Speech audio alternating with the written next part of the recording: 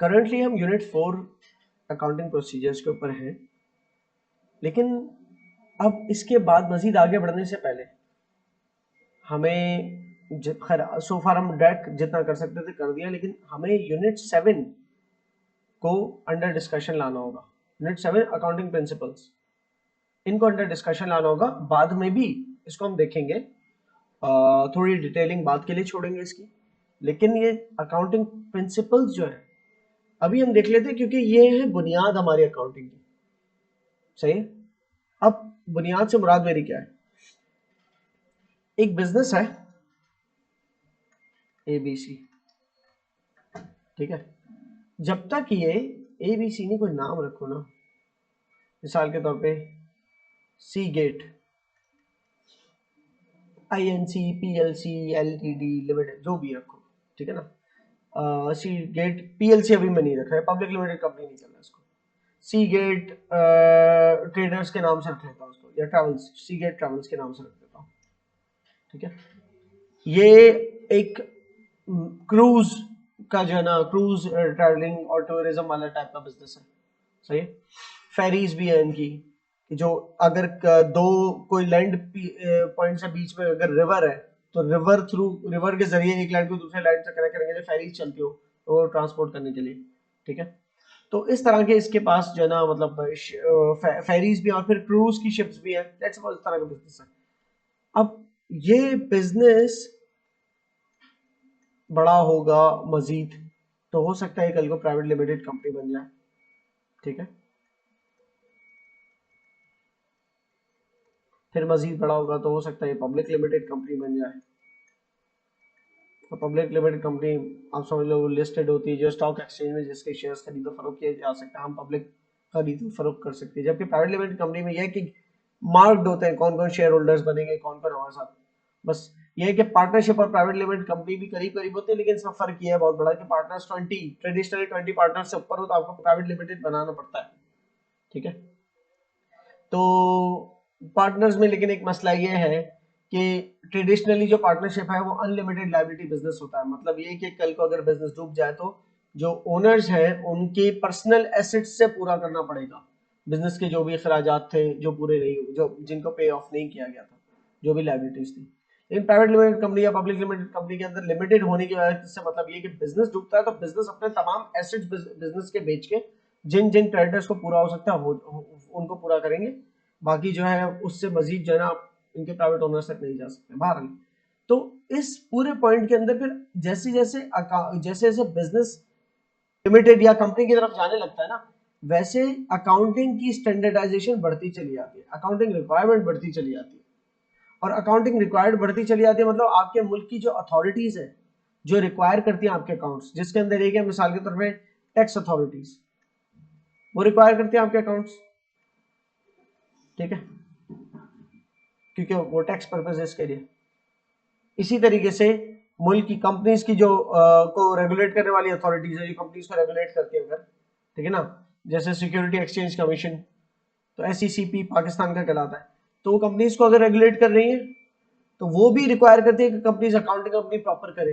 अब वो तमाम कंपनीज के लिए कोई फॉर्मेट फराम करेंगे अकाउंटिंग का कि किस फॉर्मेट, तो उनके एक तमाम कंपनीज को कोई standardised balance sheet, standardised income statement बनानी होगी, ताकि कोई इन्वेस्टर है, क्योंकि कंपनी है, कंपनी स्टॉक एक्सचेंज में भी तो लिस्ट हो सकती है ना, कल को पब्लिक लिमिटेड कंपनी बन सकती है, तो उसकी फाइनेंशियल स्टेटमेंट्स अंडरस्टैंडेबल तो यूजर के लिए, वो तभी पॉसिबल है ना कि एक स्टैंडर्ड हो तमाम कंपनीज की फाइनेंशियल स्टेटमेंट्स का, तब जाके यूजर्स कंपेयर कर सकते हैं, शेयर होल्डर्स जो बन सकते हैं कल को वो कंपेयर कर सकते हैं दो फाइनेंशियल स्टेटमेंट्स को। लेकिन दो कंपनीज बिल्कुल ही हट के अकाउंटिंग कर रही हो, अपने नित नए मेथड से कर रही हो, एक कंपनी सिंगल एंट्री कर रही हो, एक कंपनी डबल एंट्री कर रही हो, एक कंपनी कुछ अलग से ट्रिपल एंट्री निकाल ले अगर मेथड, वी नेवर नो, सही ना, बिल्कुल जो है ना वो कोई यूनिफॉर्मिटी नहीं रहेगी मुल्क के अंदर। फिर क्योंकि आपके मुल्क के अंदर इन्वेस्टर जो है वो यूजर होता है अकाउंटिंग का। अब एक इन्वेस्टर सोल प्रोप्राइटर है, चलो उसने अपनी मर्जी से अकाउंटिंग करा ली, अकेला ओनर है, तो कहता है कि यार मेरे हिसाब से अकाउंटिंग करो, मुझे जो है ना सीधा सीधा ऐसे राइटिंग के फॉर्म में अकाउंटिंग करके दो, भाई उसका ये शौक है तो फिर वही शौक रहे, जो कि होना नहीं चाहिए बहरहाल। लेकिन जैसे जैसे यूजर्स बढ़ते चले जाएंगे और बिलखुसूस जब जनरल पब्लिक हो जाएगी यूजर, जनरल पब्लिक कब होगी, जब पब्लिक लिमिटेड कंपनी बन जाती है, एक कंपनी अगर पब्लिक लिमिटेड, एक बिजनेस पब्लिक लिमिटेड कंपनी बन जाता है तो फिर कोई भी बंदा उसके शेयर्स खरीदने के लिए स्टॉक एक्सचेंज जाता है, स्टॉक मार्केट से शेयर्स लेता है, तो वो चाहेगा कि उसके एनुअल रिपोर्ट देखे, उसके फाइनेंशियल स्टेटमेंट देखे। अब वो बिल्कुल ही अलग नित नए तरीके से बनी हो, समझ में नहीं आएगी। हर बिजनेस अपने तरह अपने तौर तरीके की अकाउंटिंग कर रहा है, तो ना टैक्स अथॉरिटीज को समझ में आएगी, ना आम पब्लिक को समझ में आएगी, या गवर्नमेंट के कोई और उदारे या बैंक्स वगैरह, सबको एक दूसरे की समझ में नहीं आनी है। बेहतर क्या है फिर एक स्टैंडर्डाइजेशन हो जाए। और स्टैंडर्डाइजेशन भी आज के दौर में सिर्फ मुल्क की सतह तक नहीं होते, बल्कि दुनिया भर की स्टैंडर्डाइजेशन अब होती चली जा रही है। सही, इसीलिए आपके इंटरनेशनल फाइनेंशियल रिपोर्टिंग स्टैंडर्ड्स को फॉलो किया जाता है अकाउंटिंग करने के लिए। इंटरनेशनल फाइनेंशियल रिपोर्टिंग स्टैंडर्ड्स एक ये अकाउंटिंग स्टैंडर्ड्स है, या समझ लो ये उसूल है जिनके जिनके ऊपर अकाउंटिंग की जाती है, या फिर आप कह लो GAAP, generally accepted accounting principles. इन दोनों में भी कॉमनैलिटी बहुत है। यूजुअली ये जो है ना यूके वाली साइड, यूरोप वाली साइड यूज करती है, ये जो है यूएस वाली साइड यूज करती है, ठीक है।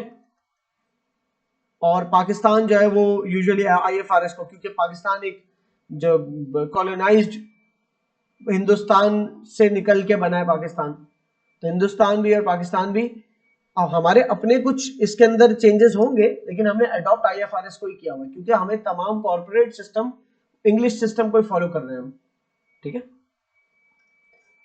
तमाम वो ये कंट्रीज ना कॉमनवेल्थ कंट्रीज कहलाती हैं, as far as I remember, yes Commonwealth countries कहलाती है, मतलब जिनकी यूके के साथ कॉमनवेल्थ रही है। ये तमाम वही है जो ब्रिटिश एम्पायर के अंदर रही थी किसी जमाने में कॉलोनीज के तौर पे, फिर वो अलग अलग हो गई, वो कॉमनवेल्थ कंट्रीज कहलाती है। तो पाकिस्तान इज अमंग देम। बहरहाल, तो आईएफआरएस हो या गैप हो, ये इंटरनेशनल स्टैंडर्ड्स ऑफ अकाउंटिंग है। तो जिस मुल्क में जो भी अडॉप्ट हो रहा है, तमाम कंपनीज को वो अडॉप्ट करने स्टैंडर्ड्स, और उन स्टैंडर्ड्स को, उन उसूलों के बेसिस पे वो कंपनीज जो अपनी फाइनेंशियल स्टेटमेंट्स बनाएंगी। फाइनेंशियल स्टेटमेंट्स के अंदर इनकम स्टेटमेंट, बैलेंस शीट, इन सारी चीजें, ठीक है। इसी तरीके से जैसे कि मैंने बताया IFRS international financial reporting standards जो वो भी प्रिंसिपल्स ही बयान करते हैं अकाउंटिंग किन के स्टैंडर्ड्स पे होनी चाहिए। मिसाल के तौर पे अगर उसकी एक मिसाल दूं इंटरनेशनल फाइनेंशियल रिपोर्टिंग स्टैंडर्ड्स की, वो कहते हैं आईएफआरएस की बात करें तो आईएएस 2 कहता है, इंटरनेशनल अकाउंटिंग स्टैंडर्ड 2 कहता है इन्वेंट्रीज को लेकर है। बहुत ही इब्तिदा में पढ़ते हैं इसलिए इसके बारे में बता रहा हूं मैं। आईएएस 2 कहता है कि इन्वेंट्री को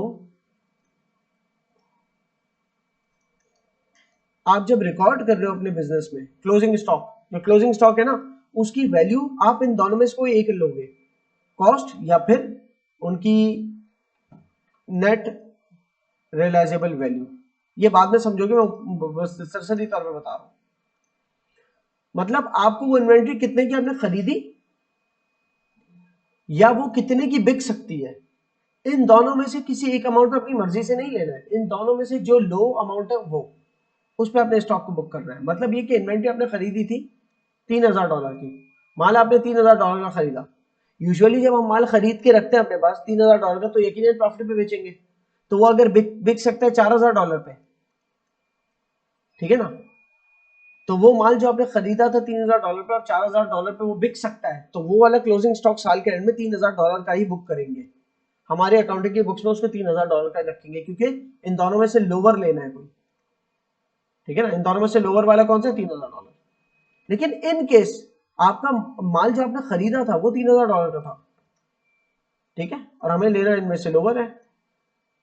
हमने जब मार्केट वैल्यूज की मालूम की तो पता चला कि यार ये माल तो अब ऑब्सोलीट हो गया है, ये टी शर्ट ऑब्सोलीट हो गई। अब ये जो क्लोजिंग स्टॉक बचा है ना आपके पास, ये कोई नहीं खरीदेगा। ये जना, फॉर एग्जाम्पल आपने स्पोर्ट्स गुड्स लिए थे, उसके अंदर टी शर्ट थी पाकिस्तान की क्रिकेट टीम की, वर्ल्ड कप भी हो गया, निकल भी गया वर्ल्ड कप से, तो वर्ल्ड कप की टी शर्ट अब ऑब्सोलीट हो गई ना, तो उसका कोई क्लोजिंग स्टॉक बचा होगा, तो हो सकता है जितने का खरीद दाम था ना उन टी शर्ट्स का, उससे भी कम अब उसकी वैल्यू बची हो। कि अब इसको बेचने जाएंगे ना, तो कोई किसी ने ले लिया अगर, हमें सिर्फ इसलिए क्या टी शर्ट है इसलिए खरीद रहा हूँ, वरना कोई चाहिए नहीं मुझे, तो ये टोटल बिकेगा लेट्स सपोज $1200, जितने का खरीदा उससे भी कम में बिकने वाला है। तो क्लोजिंग स्टॉक का आप इस पे नहीं, इस पे रिकॉर्ड करोगे, ठीक है ना। लेकिन उधर भाई हमारी बुक में तो फिर भी 3000 की वैल्यू पे, तो 3000 की वैल्यू से उसको हम कम कैसे करेंगे, आप इम्पेयरमेंट लॉस डेबिट कर दोगे। ठीक है ना, $3000 से, ठीक है, और आप इन्वेंट्री क्रेडिट कर दोगे, ओ 3000 नहीं, सॉरी, $1800 से। तो आपकी 3000 की जो इन्वेंट्री है उसमें से 1800 खत्म हो जाएगी तो 1200 बचेगी, सही। तो ये किसने बताया, ये ट्रीटमेंट आपकी इन्वेंट्री की बताई आपके IS2 ने, इंटरनेशनल अकाउंटिंग स्टैंडर्ड टूल। तो इस तरह बहुत सारे अकाउंटिंग स्टैंडर्ड्स होते हैं जो कि हमें बताते हैं कि हमें अकाउंटिंग किस तरह से करनी है ताकि हमारी अकाउंटिंग ऐसी हो जो कि रियलिस्टिक हो, एक्यूरेट हो और यूजर को मिसगाइड ना करे। यूजर कौन, जो शेयर होल्डर है या ओनर, उसको मिसगाइड ना करे, सही। तो उस अकाउंटिंग के तहत ही सारी फाइनेंशियल स्टेटमेंट्स बननी है। तो वो अकाउंटिंग स्टैंडर्ड्स के अंदर हमें पता चलता है अकाउंटिंग प्रिंसिपल्स के बारे में, कि अकाउंटिंग के चंद प्रिंसिपल्स है, चंद उसूल है जिनके बेसिस के ऊपर अकाउंटिंग की जानी है। वो अकाउंटिंग प्रिंसिपल्स अब मैं बताने लगा आपको। कई सारे अकाउंटिंग प्रिंसिपल्स है, मैंने उनका एक निमोनिक बनाया है। ऑल्दो ये रटने नहीं होते, लेकिन फिर भी इसलिए निमोनिक में बना दिया कि आप लोगों को सारे एक ही निमोनिक के अंदर मिल जाए, ठीक है। रट्टे की इंग्लिश क्या है, रट्टा मारने की इंग्लिश क्या है? रट्टा मारने को कहते हैं क्रैम।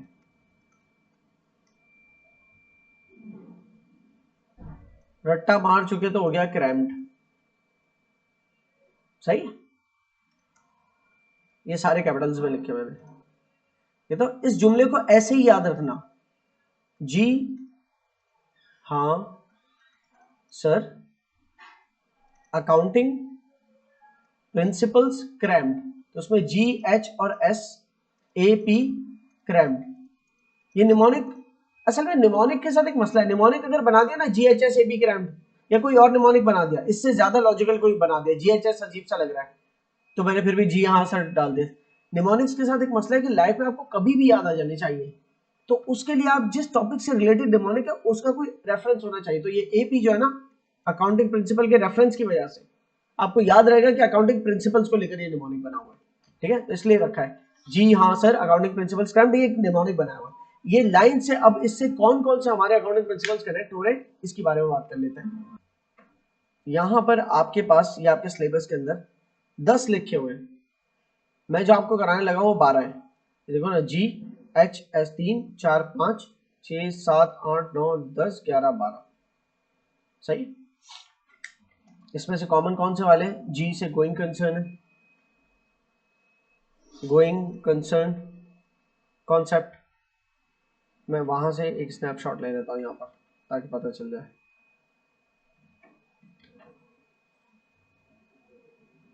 जी से गोइंग कंसर्न कॉन्सेप्ट हो गया, H से हिस्टोरिक कॉस्ट कॉन्सेप्ट हो गया, S से सब्सटेंस ओवर फॉर्म इसके अंदर नहीं मौजूद, S से सब्सटेंस ओवर फॉर्म, A से एक्रूअल कॉन्सेप्ट, दो ए है, एक ए से एक्रूअल कॉन्सेप्ट और एक ए से अकाउंटिंग पीरियड कॉन्सेप्ट। यहां पर ना तो अकाउंटिंग पीरियड दिख रहा है ना एक्रूअल दिख रहा है, लेकिन मुझे दिख रहा है एक्रूअल। मैचिंग कॉन्सेप्ट बोलो या एक्रूअल कॉन्सेप्ट बोलो एक ही बात है, ठीक है ना। तो ये भी मौजूद है एक्रूअल कॉन्सेप्ट, सही है। ये वाला नहीं मौजूद, लेकिन ए मौजूद है। फिर पी से प्रूडेंस कॉन्सेप्ट मौजूद है, फिर सी से कंसिस्टेंसी कॉन्सेप्ट मौजूद है, आर से रियलाइजेशन कॉन्सेप्ट मौजूद है, फिर इस ए से अकाउंटिंग पीरियड कॉन्सेप्ट नहीं मौजूद, ठीक है। एक एम से मटेरियलिटी कॉन्सेप्ट मौजूद है, दूसरे एम से मनी मेजरमेंट कॉन्सेप्ट मौजूद है, ई से एंटिटी, एंटिटी मतलब वो ये मौजूद है, लेकिन एंटिटी मतलब बिजनेस एंटिटी कॉन्सेप्ट, इसका मैंने ई उठाया है, ठीक है ना। Entity concept, business entity concept मौजूद है, और डी से डुअल एस्पेक्ट, डुअलिटी, सही है। तो ये दो जो मौजूद नहीं है उनके नाम भी मैं लिख देता हूं, सब्सटेंस ओवर फॉर्म, और दूसरा है अकाउंटिंग पीरियड कॉन्सेप्ट।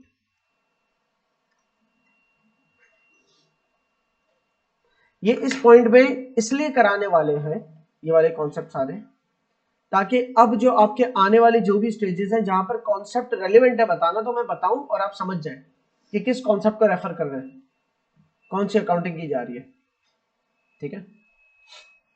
जैसे आगे बढ़ेंगे तो हमें पता चलेगा कि हम प्रूडेंस कॉन्सेप्ट को फॉलो करते हैं जब हम डेप्रिसिएशन रिकॉर्ड कर रहे हैं। तो अब आगे जाके पता चलेगा कि हम अचानक से नॉन करंट एसेट खरीदा और हर साल उसको डेप्रिशिएट करना है, तो वो डेप्रिसिएशन जो हम कर रहे हैं उसको दो कॉन्सेप्ट से रिकॉर्ड कर रहे हैं, एक है मैचिंग कॉन्सेप्ट और एक है प्रूडेंस कॉन्सेप्ट। उन दो को फॉलो करते हैं हम डेप्रिसिएशन की एंट्री बनाते हैं हर साल। ये अकाउंटिंग प्रिंसिपल्स के अंदर से। अच्छा यहाँ पर मैंने निम्नलिखित लिख भी दिया है, ठीक है। सबसे पहले going concern concept.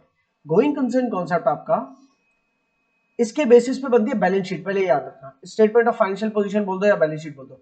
Going concern concept ये एक्चुअली सिर्फ कॉन्सेप्ट ही नहीं है, इसको आप अजम्पशन कहो। गोइंग कंसर्न एक्चुअली कॉन्सेप्ट तो कम लेकिन अजम्पशन ज्यादा है। गोइंग कंसर्न अजम्पशन एक, ठीक है, कि बिजनेस ग्रेटर देन 12 मंथ्स चलेगा। अकाउंटिंग 12 मंथ्स को कहते हैं फोरसीएबल फ्यूचर। क्या?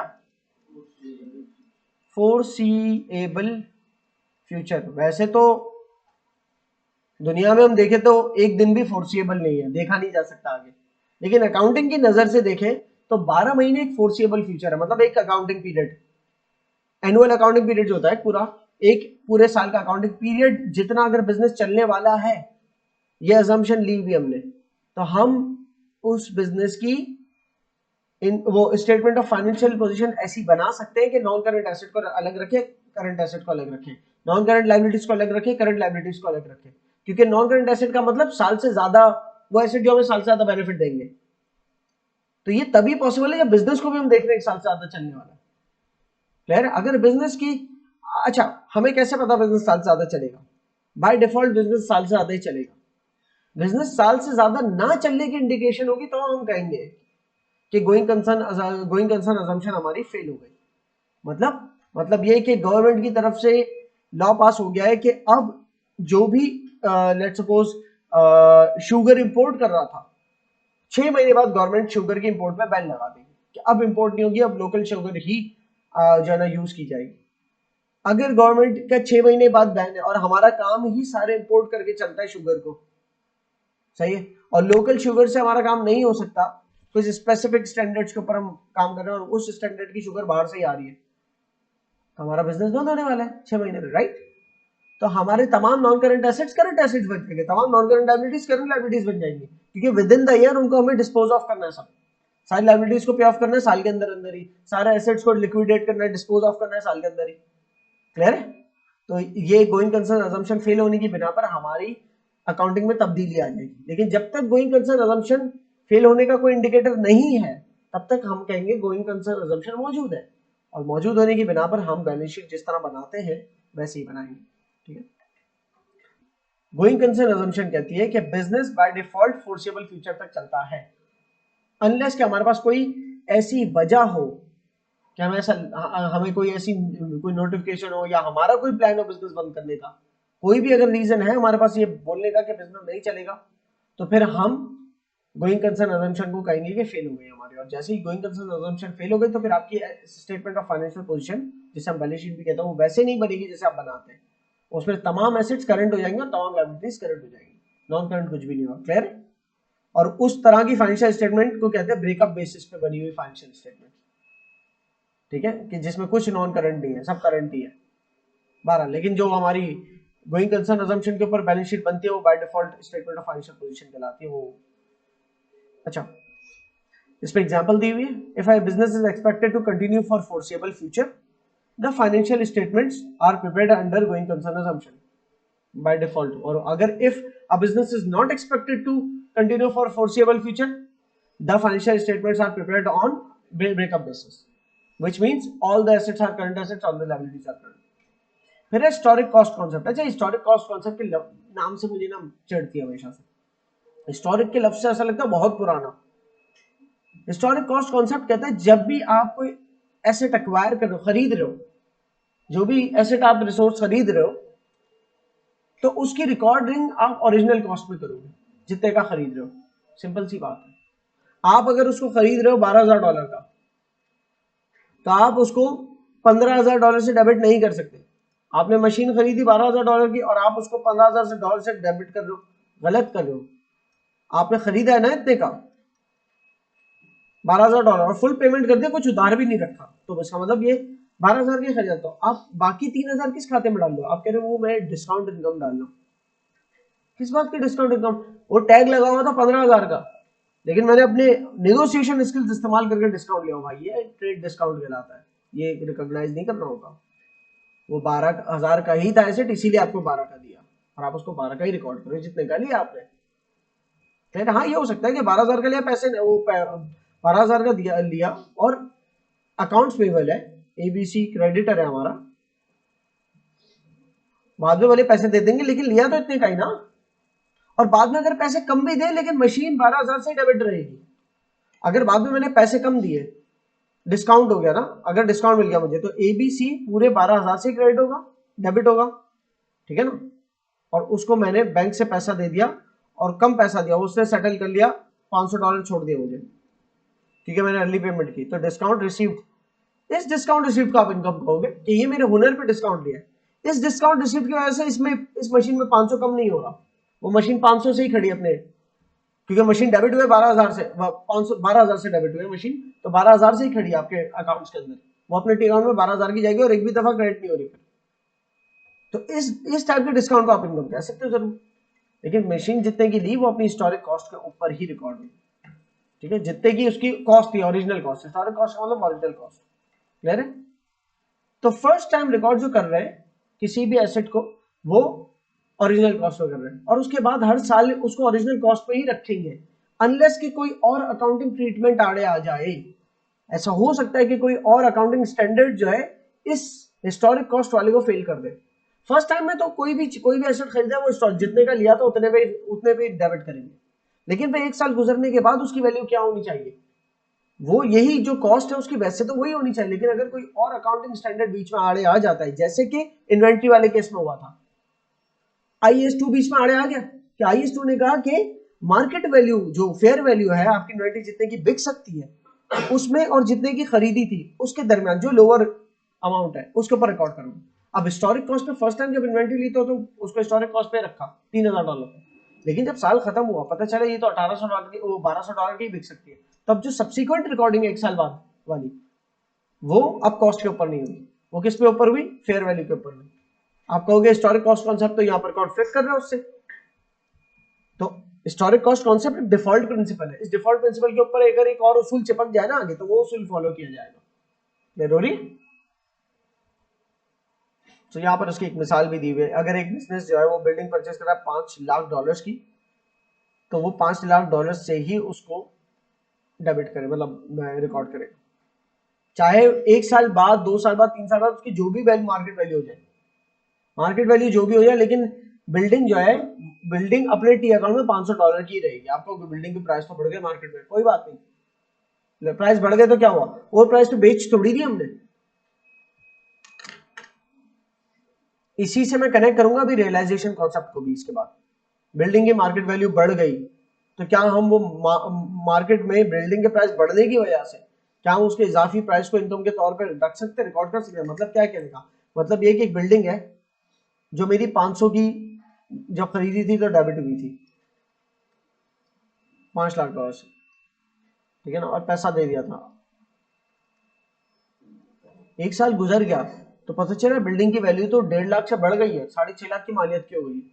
तो क्या ये मैं कर सकता हूँ 1.5 लाख से और बिल्डिंग डेबिट कर दूं ताकि वो 5 लाख में 1.5 लाख ऐड हो जाए तो 6.5 लाख बन गया, और इसके बदले में गेन, मिसाल के तौर पे रिवैल्यूएशन गेन क्रेडिट कर दूं 1.5 लाख से, क्या ऐसा हो सकता है? नहीं हो सकता, बाय डिफॉल्ट ऐसा नहीं हो सकता। हो तो सकता है ऐसा भी, अकाउंटिंग स्टैंडर्ड आगे इस चीज की जगह देता है, लेकिन अभी आप नहीं समझना उस बात को, सही ना, ऐसा नहीं हो सकता, अभी यही समझना, ठीक है। अगर कोई फ्यूचर में अकाउंटिंग स्टैंडर्ड अलाउ कर दे दैट्स अनदर थिंग, लेकिन बाय डिफॉल्ट ऐसा नहीं हो सकता। क्या आपने बैठे बैठे, क्योंकि बेची थोड़ी अपनी बिल्डिंग, बैठे बैठे उसकी वैल्यू बढ़ा रहे हो, it can not happen, okay. Substance over form मुश्किल कॉन्सेप्ट है समझने की बात से, लेकिन मैं फिर भी इस स्टेज पे है भी नहीं समझने का, लेकिन फिर भी मैं समझाऊंगा। सब्सटेंस कहते हैं रियलिटी को, किसी चीज की रियलिटी। फॉर्म कहते हैं उसकी कोई स्टेट जो बाय बुक, कागजात के तहत, बुक्स के तहत या लीगल उसूलों लॉ की नजर में देखी जाए तो वो कैसी दिखती है, लेकिन असली में वो कैसी है। इसके आप एक मिसाल लो, एक मेन्यू के अंदर बर्गर बना हुआ, तस्वीर है उसकी, एक मेन्यू है जिसमें आपको एक बर्गर की तस्वीर नजर आ रही है, वो जो तस्वीर नजर आ रही है वो उसका फॉर्म है, उसके फॉर्म पे तस्वीर है, लेकिन जब वो आया वो उसकी रियलिटी है। क्लियर, फर्क हो सकता है ना कुछ, अब बात करते हैं इसकी बेसिस पे ऊपर। सब्सटेंस ओवर फॉर्म कॉन्सेप्ट क्या कहता है? Substance over form concept accounting के अंदर रहते हुए कहता है कि आप अपनी ट्रांजैक्शंस को की रियलिटी के बेसिस पे उसको रिकॉर्ड करोगे। इस बेसिस पे, सब्सटेंस की बेसिस पे, उसकी लीगल फॉर्म की बेसिस पे नहीं, ठीक है? इस बेसिस पे रिकॉर्ड नहीं करोगे। मिसाल से ही समझ सकते हो इसको। एसेट की डेफिनेशन होती है कि कोई ऐसी रिसोर्स जो बिजनेस कंट्रोल करता है और उससे इकोनॉमिक बेनिफिट हासिल करता है, ठीक है? अब आपने कोई चीज लेट सपोज किराए पे ली है, कोई चीज किराए पे ली है, अगर खरीदी नहीं है, आपने मोटर व्हीकल लिया किराए पे, तो उसका जो सालाना किराया होगा वो आपके लिए क्या है? Motor vehicle debit bank credit या rent expense bank credit? Motor vehicle आप किराए पे इस्तेमाल कर रहे हो, अगर आप घर किराए पे इस्तेमाल कर रहे हो, रेंट एक्सपेंस डेबिट, और फैक्ट्री किराए पे इस्तेमाल कर रहे हो, तो rent expense debit factory debit थोड़ी कर रहे हो, rent expense debit bank credit कर रहे हो। तो मोटर व्हीकल किराए पे ले रहे हो, rent expense debit bank credit. किराया कहते हैं लीज को, LEASE, लीज होता है किराया, ठीक है ना? तो आप किराए पे एक चीज लिया तो motor vehicle debit bank credit थोड़ी कर दोगे, क्या करोगे? Rent expense debit bank credit. सही? ऐसा क्यों कर रहे हो?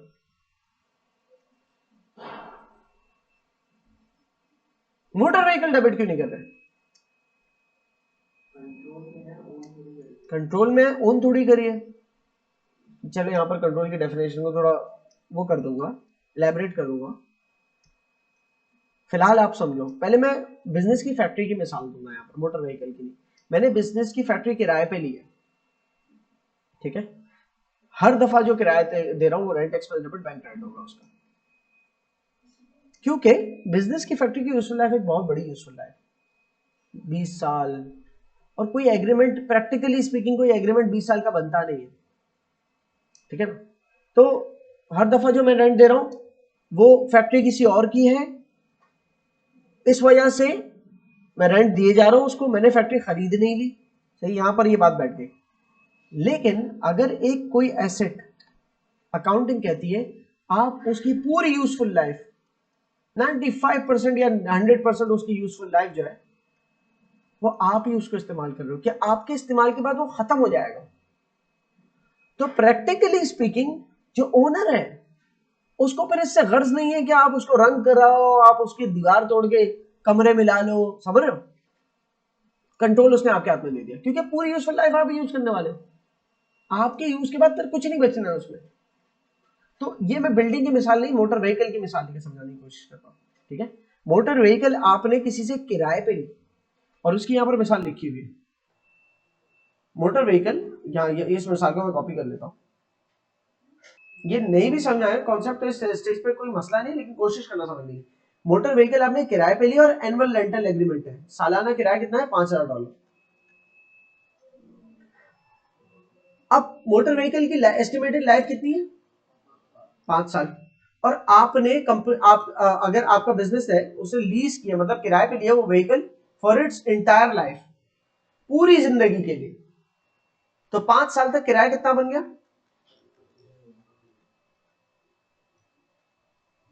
ठीक है? पहली नजर में अकाउंटिंग ट्रीटमेंट आप अगर पुराने तरीके से सोचो तो ये ध्यान में आती है, rent expense debit bank credit, हर साल $5000, हर साल $5000 किराया दे रहे हो, राइट? सही है? तो किराया दे रहे आप कह रहे हो, क्योंकि मोटर व्हीकल हमारी थोड़ी है, किसी और के, हमने खरीदी थोड़ी है, तो लीज पे लिए, किराए पे लिए। अब अकाउंटिंग कहती है कि कागजात पे किसी का भी नाम लिखा हो, आप जरा रियलिटी देखो, क्या ये आपके एसेट की डेफिनेशन में बैठ रही है? आप इससे फायदा उठा रहे हो? उठा रहे हैं। किराए की चीज से भी उठाते हो तो हाँ ठीक है, उठाते रहो ना मोटर व्हीकल से फायदा। क्या ये कोई रिसोर्स है? रिसोर्स है, वो तो किराए की चीज भी हो सकती है। हाँ, ये दोनों चीजें किराए की भी हो सकती है, आपकी अपनी भी हो सकती है, उसको छोड़ो, फायदा उठा रहे हो, रिसोर्स है। क्या आपका इस पर कंट्रोल है? प्रैक्टिकली स्पीकिंग आपके पास एक चीज पूरी यूजफुल लाइफ के लिए मौजूद है, तो सब जिसकी वो चीज है ना, जिसका कागजात पे नाम लिखा हुआ है, गाड़ी उसकी है, उसके से कोई गर्ज नहीं है कि आप उस गाड़ी में जो भी कराओ, क्योंकि आपने उससे एग्रीमेंट साइन कर दिया कि मैं 5 साल तक किराया दूंगा इसका आपको। और 5 साल बाद उसको भी पता है खत्म हो जाएगी वैल्यू, इसके 5 साल ही वैल्यू है। तो आपके पास actually down the line reality है कि आपके पास कंट्रोल मौजूद है उस मोटर व्हीकल का, कि आप जो चाहे करवाओ, इंजन बदलवा लो, उस मोटर व्हीकल के ऊपर अपने बिजनेस का नाम लिखवा दो, मार्केटिंग के लिए जो करना चाहेगा। क्लियर है? So because you got the control, now this accounting treatment is invalid. क्या इंडिकेटर है आपके पास कि आपके पास कंट्रोल आ गया? ये इंडिकेटर है कि पूरी यूजफुल लाइफ में यूज कर रहा हूं, दैट्स इट, इनफ इंडिकेटर है। तो क्या होनी चाहिए अकाउंटिंग ट्रीटमेंट? अकाउंटिंग ट्रीटमेंट होनी चाहिए आपकी मोटर व्हीकल डेबिट, पहले साल के एंड में बैंक क्रेडिट 5,000 से,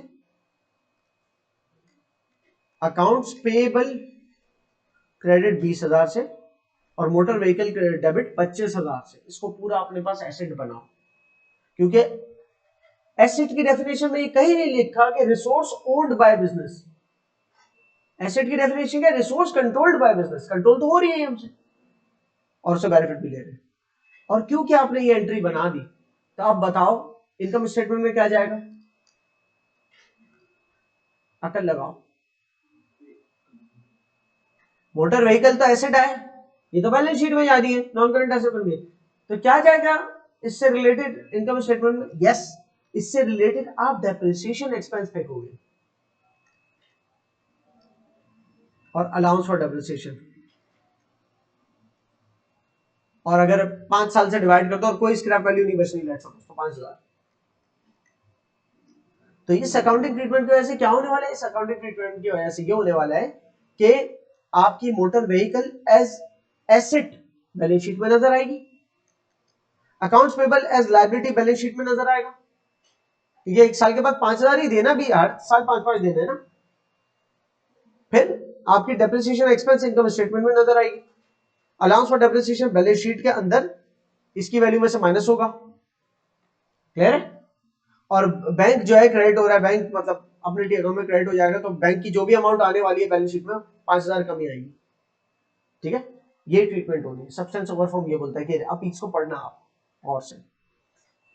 if a company leases a vehicle for its entire estimated life of 5 years at an annual rentals of $5,000 per annum, the vehicle should be treated as company's asset. उसको company का asset बना दो। Why? This is because regardless of the ownership, इसको छोड़ो ownership किसकी है, मतलब आप फॉर्म छोड़ दो, लीगल फॉर्म किसकी है उसको छोड़ दो, सब्सटेंस ओवर फॉर्म, फॉर्म जो है उसके ऊपर सब्सटेंस को रखो। कागजात के तहत क्या है, उसके ज्यादा ऊपर है रियलिटी क्या है। So by reality, the company has full control over the vehicle throughout its useful life. तो एज अ सब्सटेंस ये आपका एसेट हो गया, तो आप इसलिए उसका एसेट रिकॉर्ड करोगे। So the correct approach is to recognise the vehicle as an asset valued at $25,000। कैसे निकला 25,000 के 5,000 5 साल तक देने, ठीक है ना, एंड डेप्रिशिएटेड एनुअली, उसको सालाना डेप्रिशिएट करो। अगर स्ट्रेट लाइन मेथड से डेप्रिशिएट करो तो 5 साल से डिवाइड कर दो, अगर आप रिड्यूसिंग बैलेंस मेथड से वो आगे पढ़ोगे डेप्रिशिएशन, तो 20% 30% जो भी आपकी डेप्रिसिएशन की पॉलिसी है उस पॉलिसी पे डेप्रिशिएट कर दो। डेप्रिशिएटेड एनुअली, सालाना डेप्रिशिएट करो जो भी कंपनी की पॉलिसी है उसके तहत, ठीक है ना। और ट्रीटिंग द 5,000 एनुअल लीज, अच्छा वो जो एनुअल लीज पेमेंट है वो क्या है, वो एक ऑपरेटिंग एक्सपेंस अगर आपने ट्रीट कर दिया गलती से तो ये गलत हो जाएगा। क्यों? क्योंकि इकोनॉमिक रियलिटी रिफ्लेक्ट नहीं हो रही इससे। अगर आपने गलत ट्रीटमेंट क्या करते, इस 5,000 को की लीज पेमेंट जो महान सालाना हो रही है ना, आप अगर उसको ऑपरेटिंग एक्सपेंस ट्रीट कर देते इस केस के अंदर, वो गलत ट्रीटमेंट हो जाती। क्यों? क्योंकि अगर आप उसको रेंट एक्सपेंस या ऑपरेटिंग एक्सपेंस कोई भी नाम से, लीज एक्सपेंस के नाम से या रेंट एक्सपेंस के नाम से उसको इनकम स्टेटमेंट में ऑपरेटिंग एक्सपेंस में डाल देते ना, तो वो ये बात रिफ्लेक्ट नहीं करता कि आपका एसेट है, और ये दरअसल ये मोटर व्हीकल आपके एसेट थी, टर्म्स एंड कंडीशंस ही ऐसी है। क्लियर? इसके क्या ऐसा करने से क्या इंपैक्ट आता है अकाउंटिंग के अंदर, ये फिर आप जब एडवांस अकाउंटिंग स्टैंडर्ड्स वगैरह पे आओगे ना, अगर अकाउंटिंग को परस्यू करते हो एज योर प्राइम क्वालिफिकेशन, तब जाके आपको असल समझ में आएगा कि इसके इस प्रिंसिपल के पीछे क्या जना राज छुपे हुए हैं, क्यों है ये इतना जरूरी। अकाउंटिंग के बेसिस पे आप शेयर होल्डर्स और अपनी कंपनी की शेयर होल्डर्स के डिसीजन चेंज कर सकते हो पूरे पूरे। आप चेक करो आपके एसेट के अंदर एक चीज आपने नहीं डाली, तो जो फाइनेंशियल स्टेटमेंट देखने वाला यूजर है उसके लिए डेबिट क्रेडिट के बॉटम लाइंस कम हो गई। और एक चीज है, जो एक्सपेंस होनी थी उसको एक्सपेंस लेट्स सपोज नहीं किया तो आपका प्रॉफिट ज्यादा आ गया। ज्यादा प्रॉफिट वाली कंपनी के अंदर इन्वेस्ट कर सकता है बंदा। एक चीज है कि जो एक्सपेंस नहीं होनी थी उसको पूरे को एक्सपेंस अगर बना दो तो प्रॉफिट कम हो जाएगा। प्रॉफिट कम होने से क्या होगा, शेयर होल्डर के डिसीजन चेंज हो सकता है। प्रॉफिट कम होने से क्या होगा, टैक्स कम आ सकता है क्योंकि प्रॉफिट के ऊपर लगता है। तो बहुत सारी चीजें हमारे नंबर गेम के ऊपर है कि गलत क्लासिफाई कर दिया तो उससे बहुत सारे फायदे और नुकसान हो सकते हैं हमारे या किसी के। सो बीइंग अकाउंटेंट बहुत सारे स्टैंडर्ड्स को फॉलो करना पड़ता है ताकि आप एक यूनिफॉर्म तरीके से अकाउंटिंग ऐसी कर रहे हो कि टैक्स अथॉरिटीज को, आपकी सिक्योरिटी एक्सचेंज का कमीशन को, या आपके शेयर होल्डर्स को, बैंक्स को, सबको एक प्रॉपर रिफ्लेक्शन मिले आपकी फाइनेंशियल पोजीशन में। बहरहाल सब्सटेंस ओवर फॉर्म पे काफी टाइम अभी ले लिया। एक्रूअल्स कॉन्सेप्ट, जिसे हम मैचिंग कॉन्सेप्ट भी कहते हैं, ये कहता है कि आपके इनकम्स मतलब रेवेन्यूज और एक्सपेंसेस जिस पीरियड से ताल्लुक रखते हैं और जितने ताल्लुक रखते हैं उतने ही रिकॉग्नाइज किए जाए, चाहे उनके पैसे मिले हो या ना मिले हो, चाहे उसके पैसे दिए हो या ना दिए हो। इनकम के केस में पैसे आए या नहीं आए इस बात को साइड पे करो। अगर वो अर्न कर लिए ना, माल बेच दिया है आपने, पैसे बाद में आए या ऑलरेडी आ चुके हैं, दोनों सूरतों में माल बेच दिया है तो उसको इनकम जाहिर करो। अब माल बेचा आपने दिसंबर में, यहां पर लिखा हुआ है माल आपने बेच दिया दिसंबर में, लेकिन उसकी पेमेंट जो है वो जनवरी में आनी है, कोई बात नहीं, आप स्टिल उसको इनकम कब की, दिसंबर की साबित वो करोगे कि दिसंबर की इनकम, चाहे उसके पैसे जनवरी में आए। क्लियर हो रही है? तो लेट्स सपोज दिसंबर में हमारा अकाउंटिंग पीरियड क्लोज हो रहा है और अगले अकाउंटिंग पीरियड में जनवरी में उस माल को जो मैंने दिसंबर में बेचा था, पेमेंट उसके अगले अकाउंटिंग पीरियड में जनवरी में आ रही है। पेमेंट अगले अकाउंटिंग पीरियड में आ रहा है, कोई बात नहीं, ये सेल कहलाएगी पिछले अकाउंटिंग पीरियड की दिसंबर की, तो उसको पिछले ही अकाउंटिंग पीरियड में आप एज एन इनकम शो करोगे। और वो फिर पिछले ही उसी अकाउंटिंग पीरियड जो दिसंबर में जो खत्म हुआ है उसी अकाउंटिंग पीरियड के अंदर प्रॉफिट का हिस्सा बनेगा ना, वो सेल अगर तब की कहलाए, क्योंकि सेल में बुक करोगे तो इनकम बनेगा, एज एन इनकम वो इनकम स्टेटमेंट में जाएगा सेल के नाम से। तो सेल के नाम से अगर इनकम स्टेटमेंट में कोई बैलेंस ऐड हो जाता है तो प्रॉफिट को बढ़ाएगा वो। गलती से अगर उसको आप वहां नहीं डालते और अगले साल डाल देते तो वो इस साल के प्रॉफिट को कम करके अगले साल, ऐसा हो सकता है ना अकाउंटेंट ये सोचे कि यार इस साल के मेरे, मतलब कोई बिजनेस का मैनेजर जिसको टारगेट्स मिले हो प्रॉफिट के, उसको लगे इस साल के तो मेरे प्रॉफिट टारगेट्स मीट हो गए तो बोनस मिल जाएगा, ये वाली सेल ना मैं अगले साल रिकॉग्नाइज कर लेता हूँ ताकि मेरे अगले साल के प्रॉफिट टारगेट्स भी पहले से मीट होना शुरू हो जाए। ये बड़ी सेल हुई है कोई, समझ रहे हो ना? बोनस की दौड़ में वो मिस ट्रीटमेंट करना शुरू हो गया चीजों में। बट एक्रूअल्स कॉन्सेप्ट कहता है मैच करो जिस अकाउंटिंग पीरियड से जो ताल्लुक रखता है। इसी तरीके से मैंने रेंट दिया है, मेरा दिसंबर में अकाउंटिंग पीरियड अगर खत्म हो रहा है, मैंने अक्टूबर के महीने में रेंट दिया 6 महीने का, अक्टूबर नवंबर दिसंबर जनवरी फरवरी मार्च, दिसंबर तक मेरा, हालांकि मैंने 6 महीने का रेंट दिया है, बैंक मेरे पास से भले 6 महीने से हर महीने का अगर 1000 का रेंट है तो बैंक मेरे पास से 6 महीने का $6000 भले क्रेडिट हो जाए, लेकिन रेंट एक्सपेंस मेरा $3000 से डेबिट होगा और बाकी प्रीपेड रेंट के नाम से डेबिट होगा। क्यों? क्योंकि ये 6 महीने का जो रेंट मैंने दिया है, मेरा अकाउंटिंग पीरियड तो ये चल रहा था, तो अक्टूबर से, अक्टूबर होता है 10वां महीना, तो पहली अक्टूबर से 31 दिसंबर तक, यहां से यहां तक का अकाउंटिंग पीरियड मेरा खत्म हो रहा है, पूरा यहां से यहां तक का खत्म हो रहा है वैसे तो, लेकिन मैंने रेंट दिया इस पॉइंट पे, लेकिन वो रेंट ताल्लुक कहां से रखता है, यहां से लेकर यहां तक का ताल्लुक रखता है, पर मेरे अकाउंटिंग पीरियड में फॉल कितना हो रहा है, सिर्फ इतना। तो रेंट गोया कि वो $6000 का था, लेकिन मेरे अकाउंटिंग पीरियड में इसमें से कितना मैच हो रहा है, सिर्फ $3000। तो $3000 एक्सपेंस आउट हो रहा है और बाकी बचा हुआ है अगले साल कंज्यूम होगा वो, तो अगले साल का एक्सपेंस बनेगा। क्लियर हो रही? आपने कहा कि यार इस साल का एक्सपेंस बना लेते क्योंकि हमारा प्रॉफिट अगर में थोड़ा सा कम हो जाएगा ना इस साल, तो हमें टैक्स कम देना पड़ेगा, हमें टैक्स में बेनिफिट मिल जाएगा कि हम लो प्रॉफिट कंपनी में शुमार होंगे और हमें टैक्स में बड़ी बेनिफिट्स मिल जाएंगे। तो हम ऐसा करते हैं कि इस साल ये पूरा एक्सपेंस रिकॉग्नाइज कर देते हैं, अपने हक में कर रहे हैं काम। यू कांट, जो जो जितना बनता है इस साल का कंज्यूम उसको ही एक्सपेंस करोगे। पेमेंट तो मैंने 6000 दे दी ना भाई, पेमेंट से ताल्लुक थोड़ी इनकम और एक्सपेंस का, इनकम एक्सपेंस का पेमेंट से ताल्लुक नहीं, वो तो बैंक अकाउंट में डेबिट क्रेडिट हो जाएगा जितना होने, जितनी पेमेंट हुई। इनकम और एक्सपेंस की बात जहां तक आ रही है ना, तो एक्सपेंस इसमें से 3000 है और बाकी 3000 क्या आपका प्रीपेड रेंट है। सही।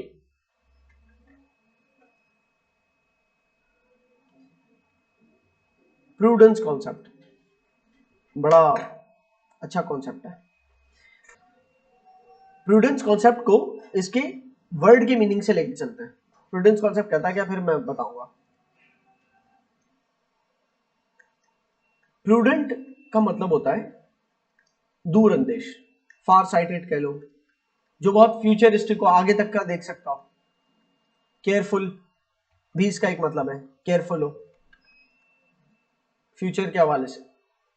अब प्रूडेंस कॉन्सेप्ट भी कुछ इसी तरह का है। प्रूडेंस कॉन्सेप्ट एक अकाउंटेंट को कहता है कि केयरफुल अकाउंटिंग करनी है आपने। ऐसे नहीं कहता कि केयरफुल अकाउंटिंग करनी है, कोई बात हुई ऐसे प्रूडेंस कॉन्सेप्ट कहते हैं केयरफुल अकाउंटिंग करनी है तो अकाउंटेंट ने जो है 3 नंबर की जगह 6 नंबर का चश्मा लगा के अकाउंटिंग किया, ऐसा नहीं है। प्रूडेंस कॉन्सेप्ट कहता है कि फ्यूचर एंटीसिपेटेड लॉसेस को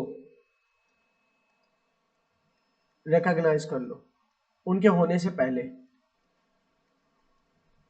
उन लॉस जो एक्सपेक्टेड लॉसेस है ना, या एक्सपेक्टेड एक्सपेंसेस, कोई मतलब इस तरह के लॉसेस जो आपको लगता है कि होंगे। फॉर एग्जाम्पल मेरा कोई एसेट मेरे फ्यूचर में वैल्यू लूज करेगा तो उसको आज से रिकॉर्ड कर दो। That's why we record depreciation. हमारा कोई एसेट जो 5 साल चलने वाला है, अभी तो 5 लाख का लिया है, पहले साल दूसरे साल, जब 5वें साल के एंड में उसको बेचेंगे तो पता चलेगा तो सिर्फ 2 लाख का बिका, तो 3 लाख का लॉस तब बुक करेंगे जब 5वें साल में वो लॉस होगा। जिस मैचिंग कॉन्सेप्ट कहते हैं जब जो चीज अराइज हो, तो 5वें साल में लॉस अराइज हो रहा है। ये 5 लाख की चीज मेरी बुक्स में लिखी हुई है लेकिन बिक रही 2 लाख के, वो वापस कबाड़ दाम, तो 3 लाख का लॉस। प्रूडेंस कॉन्सेप्ट यहां पर कहता है कि मैचिंग कॉन्सेप्ट को छोड़ो, फ्यूचर एंटिसिपेटेड अगर कोई लॉसेस है वो करंट डे से रिकॉग्नाइज करना शुरू हो जाओ, करंट अकाउंटिंग पीरियड से रिकॉग्नाइज करना शुरू हो जाओ। But it's only about losses, not about gains. Future anticipated gains आपने करंट डे से नहीं रिकॉग्नाइज करने। गेन्स को लेकर रियलाइजेशन कॉन्सेप्ट आ जाता है बीच में। रियलाइजेशन कॉन्सेप्ट कहता है कि जब तक एक गेन हुआ ही नहीं उसको रिकॉर्ड क्यों करोगे।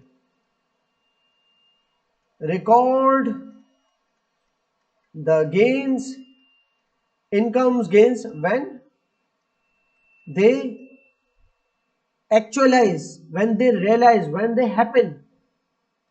ठीक है ना, रियलाइज होना मतलब इन रियलिटी हो जाए वो, सही है। अगर इसमें एक मैंने मिसाल लिखी है, वो रियलाइजेशन कॉन्सेप्ट में देखोगे मिसाल। फिलहाल प्रूडेंस कॉन्सेप्ट मैंने बता दिया क्या है। प्रूडेंस कॉन्सेप्ट थोड़ा सा कंजर्वेटिव करता है अकाउंटेंट को। कंजर्वेटिव करना मतलब लॉसेस की तरफ डायरेक्ट साइड होती है।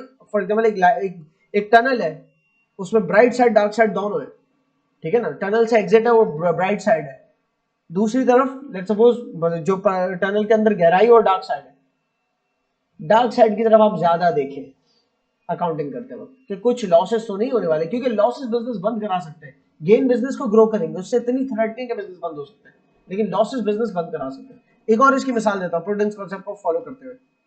बिजनेस के ऊपर एक केस चल रहा है, बिजनेस में केस चला, बिजनेस तो बंद हो सकता है ना, चाहे वो कंपनी ही क्यों ना हो। लिमिटेड लायबिलिटी का मतलब ये नहीं कि कंपनी को भी कोई नुकसान नहीं। अगर कंपनी लिमिटेड लायबिलिटी है तो कम से कम कंपनी तो बंद हो सकती है ना। कंपनी के ओनर्स के घरों तक बात नहीं आई, लेकिन कंपनी तक तो लायबिलिटी, कंपनी खुद तो लायबल है ना।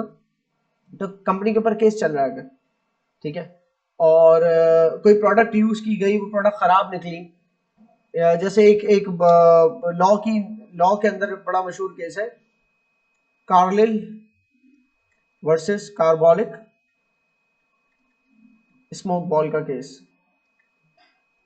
तो कार्बोलिक स्मोक बॉल, एक स्मोक बॉल बनाने वाली कंपनी ने एक स्मोक बॉल बनाई थी जो इन्फ्लुएंजा को ट्रीट करती थी, उनका क्लेम था। लेकिन उस स्मोक बॉल ने वो वैसा ट्रीट नहीं किया जैसा उन्होंने क्लेम किया था कार्लिल ने। वो कार्बोलिक कंपनी ने जैसा क्लेम किया था वैसा उस स्मोक बॉल ने ट्रीट नहीं किया। तो कार्लिल ने केस किया था कार्बोलिक पे, कार्लिल कोई यूजर था इस पे, ठीक है। अब जब कार्लिल ने कार्बोलिक पे केस किया होगा, तो अब कार्बोलिक अगर केस हारा नहीं है, कोर्ट डिसीजन फाइनली हुआ, लेकिन लॉयर ने बता दिया कि डैमेजेस के ऊपर बात तो हो रही है, कि मतलब हमें कुछ पे ऑफ तो करना पड़ेगा कार्लिल को, कोर्ट ऑर्डर आएगा तो आप अपने लॉयर से एस्टिमेट पूछोगे। एस्टिमेटेड क्या है आपकी फाइल में, जो हमें खर्चा आएगा, जो हमें कार्लिल कोर्ट ऑर्डर हमें कहेगा कि हम कार्लिल को कितने डॉलर्स जो है वो कॉम्पनसेट करें, तो हमारा लॉयर कहता है, हम कार्लिल के अकाउंट, लॉयर हमें बताता है कि एक्सपेक्टेड है कि हमें $20 मिलियन जो है वो कॉम्पनसेशन देना पड़ेगा, लेट्स सपोज। तो आप एज एन अकाउंटेंट करोगे damages litigation, damages expense debit, litigation damages expense debit बोल दो, या लॉ सूट डैमेजेस, क्या आपके ऊपर एक केस हुआ, law suit damages expense debit, ठीक है ना। और provision for damages credit $20 million से, ठीक है। ये आपका एक्सपेंस पे चला गया इनकम स्टेटमेंट में, और ये प्रोविजन फॉर डैमेजेस ये आपका लायबिलिटी पे चला गया। चाहिए प्रोविजन, हर प्रोविजन किसी एसेट में से माइनस नहीं होता, इस प्रोविजन के लिए कोई बैलेंस शीट में एसेट नहीं है जिसमें से माइनस होगा। जैसे प्रोविजन फॉर डाउटफुल डेट्स का डेटर से ताल्लुक है, उसमें से माइनस होता है। प्रोविजन फॉर डेप्रिसिएशन, जिस भी एसेट की डेप्रिसिएशन होगी उसमें से माइनस होता है। प्रोविजन फॉर एमोर्टाइजेशन, जो भी हमारा इंटेंजिबल एसेट है उसकी कॉस्ट में से माइनस होता है। लेकिन इसका कोई आपके पास एसेट थोड़ी पड़ा हुआ है, ये एज ए लाइबिलिटी चला जाता है लाइबिलिटी वाले सेक्शन में। जरूरी बात, अच्छा जी।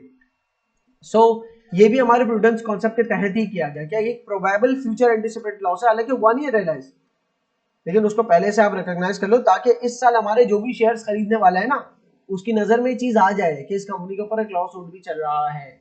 पता चला उसने शेयर्स खरीद लिया, अचानक से $20 मिलियन का एक्सपेंस सर पे आ गया, तो फिर if a company is involved in a legal dispute it may choose to recognise potential legal expenses as soon as they are likely, होने के चांसेस हो गए अगर, तो लीगल डिस्प्यूट मतलब वही कोर्ट कचहरी वाला डिस्प्यूट जो होता है, तो जैसा ही ऐसा लगा ना कि इट इज लाइकली कि हमारे सर पे एक्सपेंसेस आएंगे, ठीक है, तो कोर्ट डिसीजन आने से पहले ही आप एस्टिमेटेड अमाउंट से एक्सपेंस बुक कर लो, एस्टिमेट से।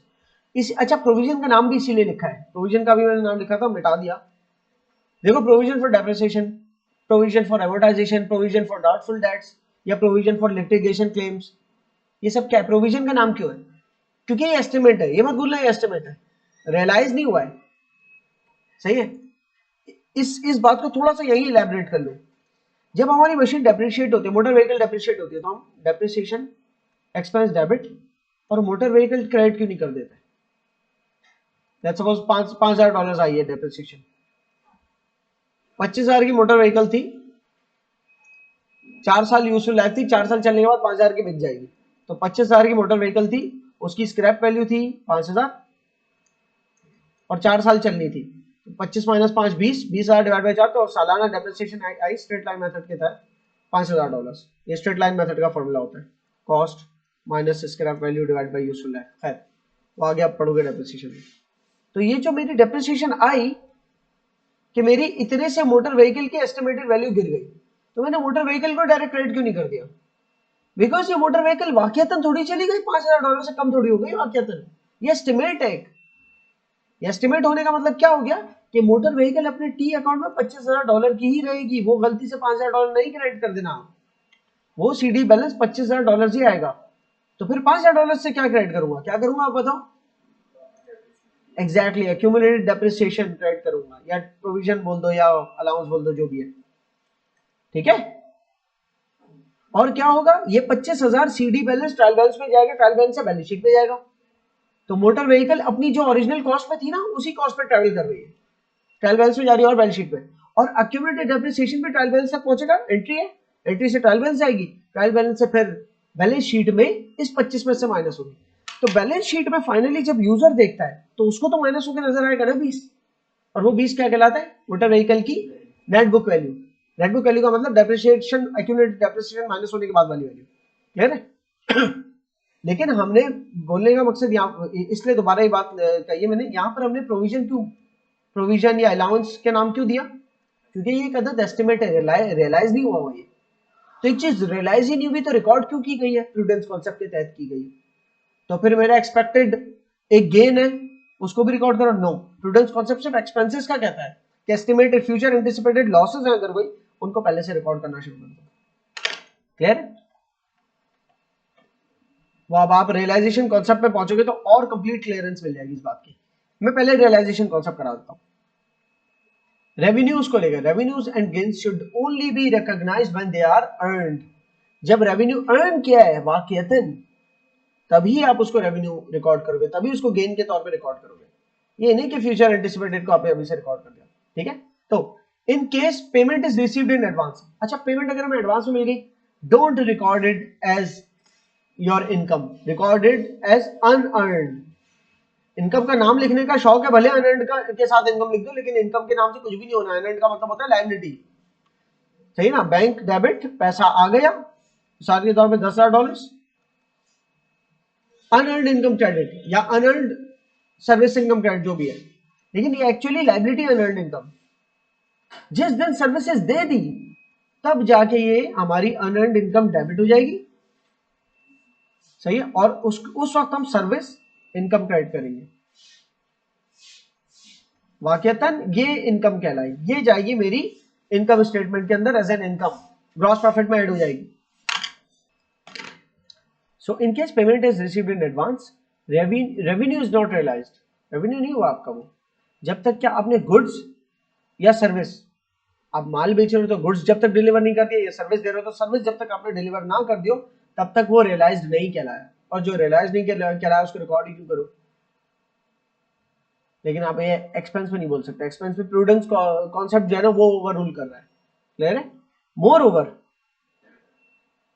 इन case of revenue, moreover के बीच में क्या लिखा पहले वो देख लो। Moreover, unlike how prudence concept treats probable expenses, unlike जैसा कि प्रूडेंस कॉन्सेप्ट एक्सपेंसेस के साथ करता है उससे बरक्स, उसका उल्टा है यहाँ पर। इन case of revenue,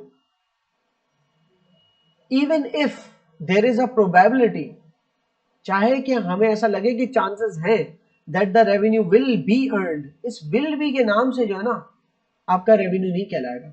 revenue is earned, revenue has been earned, तब आप रिकॉर्ड कर सकते हो। विल बी अर्न्ड के आप भूल जाओ, we can not recognise the revenues, why, because they are unrealised. जब तक के अर्न नहीं हुए तब तक वो अनरियलाइज्ड। अब दो मिसाल है, एक एडवांसेस की मिसाल है और दूसरी एक्सपेक्टेड की मिसाल है। If a company sells goods on credit, ये एडवांस नहीं बल्कि हाँ, एक कंपनी है उसने माल उधार पे बेचा, माल बेच दिया ना तो रियलाइज तो हो गया, ये इनकम है, चाहे पैसा आया हो ना आया, इसको रिकॉग्नाइज करोगे। अगर एडवांस आ गया और माल नहीं बेचा तो रिकॉग्नाइज नहीं करोगे। लेकिन अगर माल बेच दिया, भले पैसा आया हो या ना आया हो, आपकी सेल हो गई, ये आपकी इनकम हो गई, क्लियर।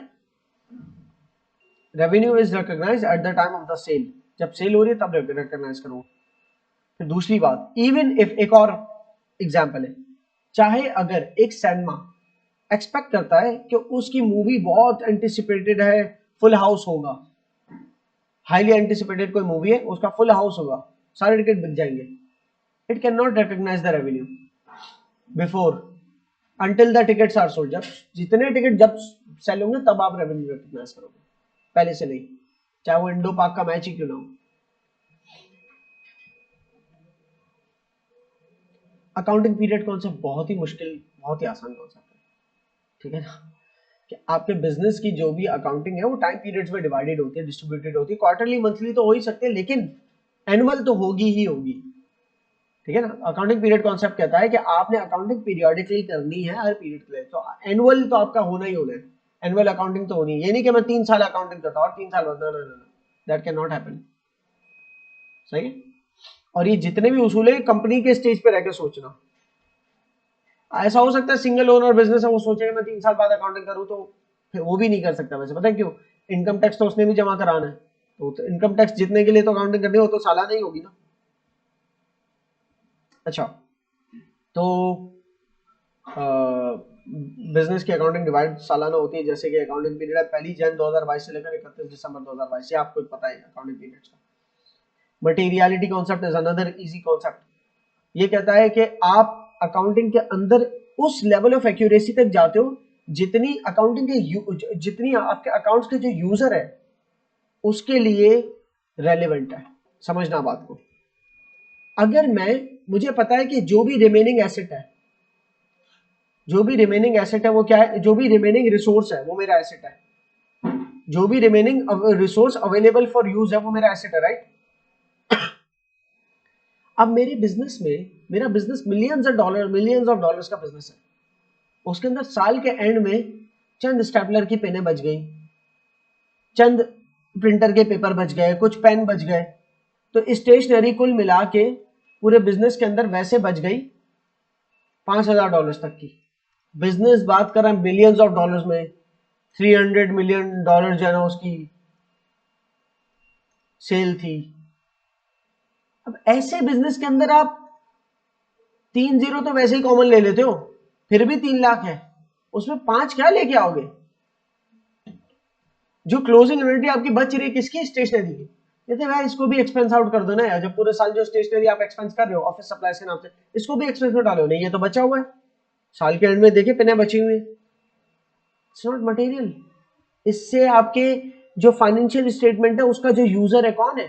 शेयर होल्डर, या तो करंट शेयर होल्डर जिसके पास इस कंपनी के शेयर्स हैं, या तो पोटेंशियल शेयर होल्डर जो अभी तो शेयर होल्डर नहीं लेकिन कंपनी की परफॉर्मेंस देखिए शेयर होल्डर बन सकता है। उसकी जात पे क्या फर्क पड़ना है इस 5 से? सही है, बल्कि तंग करेगा उसको, क्योंकि कंपनी के जब एसेट्स लिखे होंगे सारे करंट एसेट्स, पता नहीं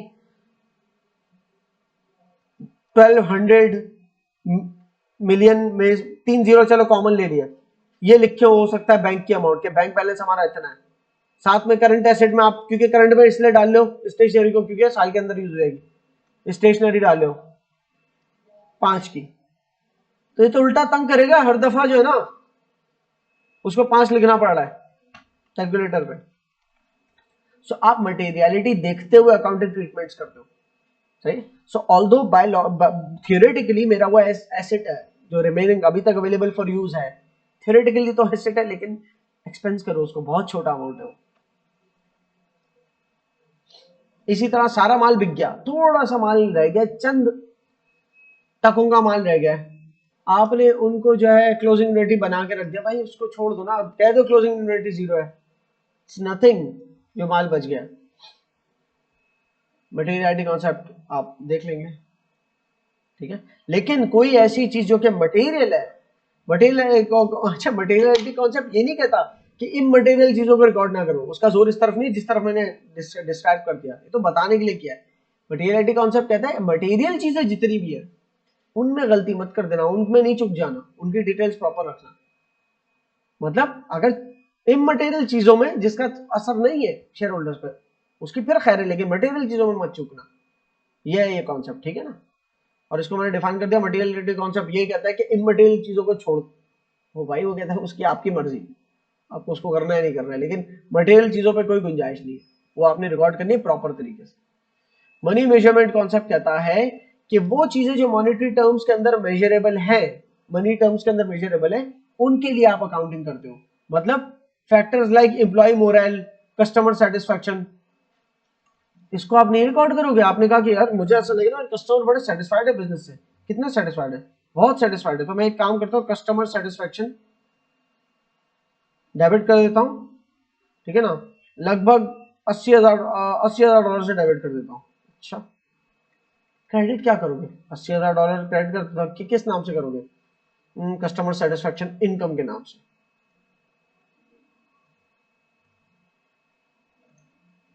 भाई ये हम कर क्या रहे हैं? Satisfaction income credit, income gross profit में ऐड कर दूंगा, प्रॉफिट बढ़ जाए। क्या, कहाँ से आ गया ये 80,000? मेरे पास कॉल आई कस्टमर की, तो वो कह रहा है कि यार मैं बड़ा खुश हूँ तुमसे, आपने मेरे, मैं अब तक आपसे जितनी परचेज की ना $80,000 बचा, $80,000 बचा चुका हूँ अब तक, मैं बड़ा बेनिफिट हुआ आपसे ट्रांजेक्शन करने में।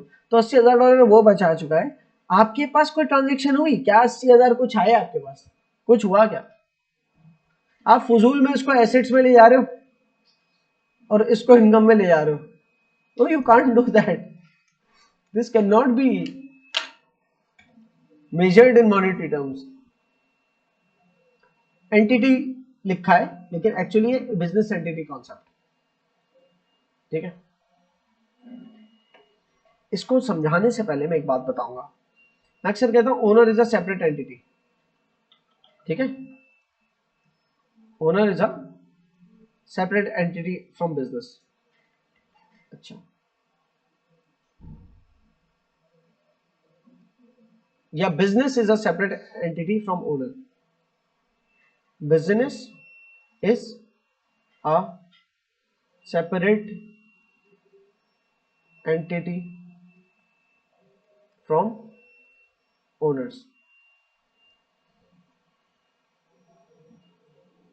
एक और जुमला, company is a separate entity from owners. ठीक है, ये दो जुमले एक ही बात कर रहे हैं ऑलमोस्ट, लेकिन दूसरे वाले में लफ्ज क्या यूज हुआ है, कंपनी। लफ्ज एंटिटी का मतलब क्या है, शनाख्त। क्या है, शनाख्त कह दो, शख्सियत कह दो। अच्छा, business is a separate entity from owners, business अपने ओनर्स से जुदा है, और यहां कह रहे हैं कंपनी अपने ओनर्स से जुदा है, और ये दोनों हमने जुमले पढ़े हुए हैं। अगर ये कह रहे हैं जुमला कंपनी अपने ओनर से जुदा है, तो इसका मतलब वो बिजनेस जो कंपनी नहीं है वो यकीनन ओनर से जुदा नहीं है, लेकिन यहां तो लिखा है हर तरह का बिजनेस ओनर से जुदा है। सो ये वाला जुमला जो है सिर्फ कंपनी की बात कर रहा है, और ये वाला जुमला हर तरह के बिजनेस की बात कर रहा है। तो ये एग्जिस्ट ही क्यों कर रहा है, ये जुमला सिर्फ यही क्यों नहीं एग्जिस्ट कर रहा है, ये वाला। Legal, legal point of view से, कोर्ट की नजर से, कोर्ट कचहरी की निगाह से, यह है इकोनॉमिक पॉइंट ऑफ व्यू से। क्लियर। अच्छा, अब यहां सेपरेट के बाद में एक लफ्ज डाल दो लीगल, और यहां डाल दो इकोनॉमिक। अकाउंटिंग के नजरिए से देखें तो हर तरह का ओनर अपने बिजनेस से जुदा है, मतलब ओनर के घर के खर्चे अगर पे करेंगे तो बिजनेस के लिए वो यूटिलिटी एक्सपेंस नहीं होगा, बिजनेस के लिए ड्राइंग्स होगा। सही। लेकिन लीगल सिस्टम कंपनी को सिर्फ ओनर से जुदा देखता है। लीगल सिस्टम कहते हैं जब कंपनी बन गए, लिमिटेड लायबिलिटी हो गए, तो अब ओनर अलग है, कंपनी अलग शख्सियत है, और जो भी केस होगा वो कंपनी के ऊपर होगा, ओनर के घर तक बात नहीं जाएगी। जरूरी वो लीगल पॉइंट ऑफ व्यू से, और ये economic accounting point of view से। अकाउंटिंग पॉइंट ऑफ व्यू और economic point of view same नहीं है दोनों टर्म्स, लेकिन फिर भी चलो फिलहाल मैं कह रहा हूं अकाउंटिंग कहता है कि ओनर और बिजनेस दो आपस में सेपरेट इकोनॉमिक एंटिटीज है, दोनों का लेन देन जो डिफरेंट माना जाएगा।